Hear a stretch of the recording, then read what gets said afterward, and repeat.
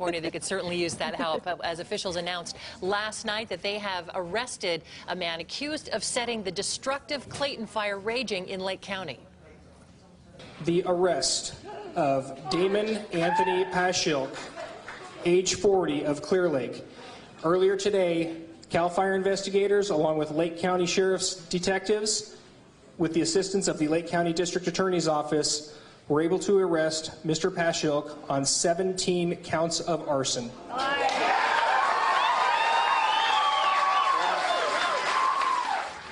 There's a look at the suspect there. His bail is set at $5 million. He is expected in court on those charges tomorrow. You heard the applause that greeted that announcement yesterday. CAL FIRE's Public Information Officer, Daniel Berlant, such a busy guy. We really appreciate you being here this morning.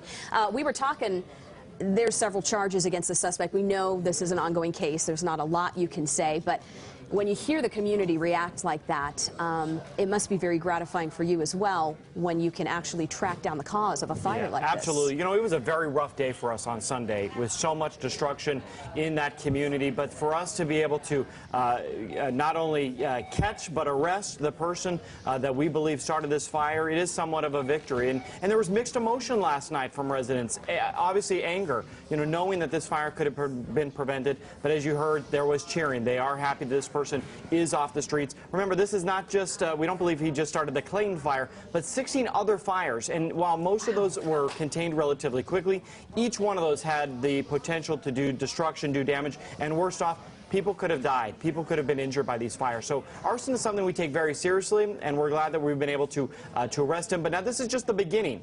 He still has to now go through the process and have his day in court. You know, obviously, getting him off the streets, we believe, is a good thing today. Right. As we mentioned, there's due process to go, innocent until proven guilty, but there is some relief in knowing that you guys feel like you've got your person when other fires go, you know, unsolved. Like we're talking about the fire, the Sobranis fire, started by an illegal campfire. Last I'd heard, they had not found anybody who may be responsible for that. Well, we worked very hard to track down what caused or who caused every single fire. Many of them go unsolved and go undetermined for forever.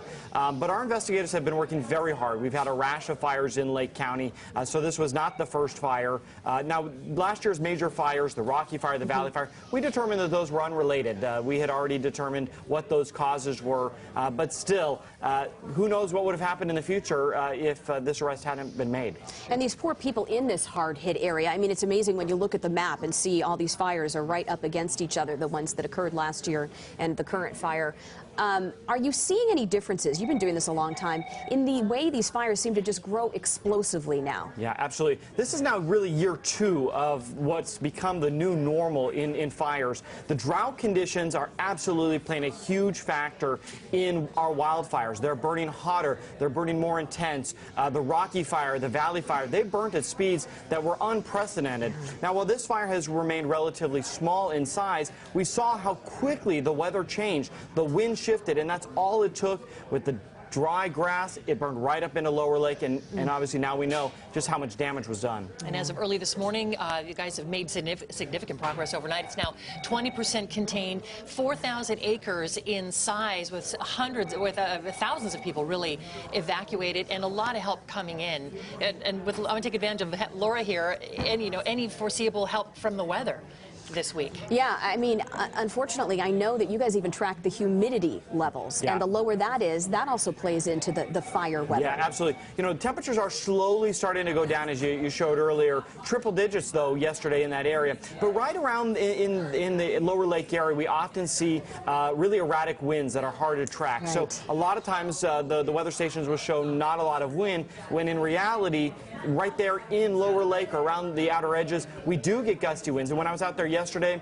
it was primarily blowing out of the west, and that's what pushed it away from Lower Lake. But throughout the day, the gusts would go different directions, and that's what makes it so challenging for us. We prepare for the weather. Weather is very important to us, determining where we're going to place our resources. But again, the wind changed just like that and took it in the opposite direction and just rained embers down onto Lower Lake. And that was a very difficult firefight after that. And those embers were the key. It's kind of hit or miss in some of those homes that are being hit. We may have people people who are still watching and keeping close tabs on this fire over in that area, north of the Bay Area, is there anything you can tell them about protecting their homes? Because those embers are so random. Is there really much that they can do? You know, it all starts with when you build your home, and unfortunately, many homes are built with wood shake roofs and other materials that today we know are just not safe. In fact, our building codes are more stringent. We require better roofing. We require better materials that are more ember resistant. But the key here is for residents that are not affected by this and throughout the Sacramento region, have that defensible space around your home. That makes a difference. But sometimes it is hit or miss. It's luck of where those embers are going to land and what weak spots they're going to find in the construction. CAL FIRE's Daniel Berlant, thank you so much during this busy time.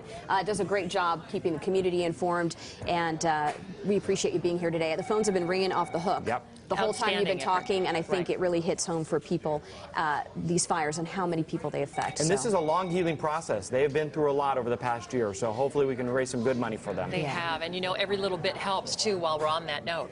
Right? Absolutely. That number to call, they're on your screen, 877-239-2931. And it's interesting to note, of course, we are focused on the California wildfires, but with that historic flooding in Louisiana, you can actually split up your donation. There is a way to do that when you call in and tell them, hey, I want maybe 50% to go to the California wildfires, 50% to the flooding, or just the general disaster fund. So we make it easy for you to feel like your money really does make a difference. That's right. We've got more Good Day coming up right after the break.